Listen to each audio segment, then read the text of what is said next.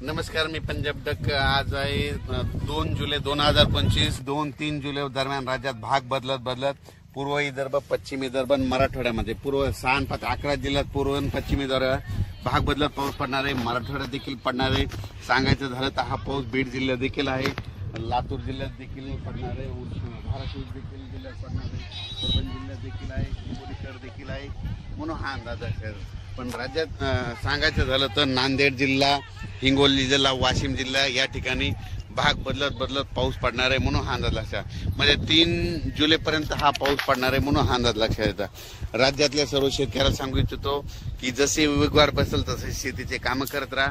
पाऊस दररोजच पडत राहणार आहे, म्हणजे एकदम असा बंद काही होणार नाही, म्हणून सर्व शेतकऱ्यांनी हा अंदाज लक्षात घ्यायचा। तर राज्यातल्या सर्व शेतकऱ्याला सांगू इच्छितो की बीड जिल्ह्यात काही भागात पडला, आज ह्या 2, 3, 4 जुलैपर्यंत तिकडे देखील काही भागात पाऊस पडत जाईल। त्याच्यानंतर नगर जिल्ह्यात देखील आज बऱ्याच ठिकाणी पाऊस पडत जाईल। म्हणजे सांगायचं झालं तर पाऊस दररोजच वेगवेगळ्या भागात पडणार आहे, सर्वदूर असं सगळीकडे सारखा पडणार नाही, भाग बदलत पडणार आहे, म्हणून हा अंदाज लक्षात घ्यायचा।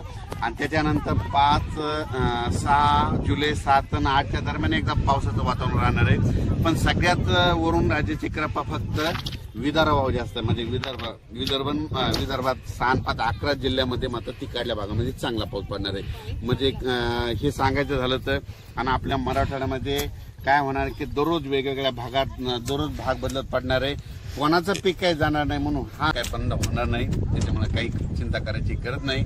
पण राज्यात सगळ्यात जास्त वरून राज्याची कृपा फक्त विदर्भावर जास्त आहे, म्हणजे 6-11 जिल्ह्यामध्ये पाऊस चालूच राहणार आहे। त्यांना एक विनंती की तुम्ही जसं वेळ भेटेल तुम्ही तसे वापसा झाली तशी तुम्ही तुमच्या पेरणीची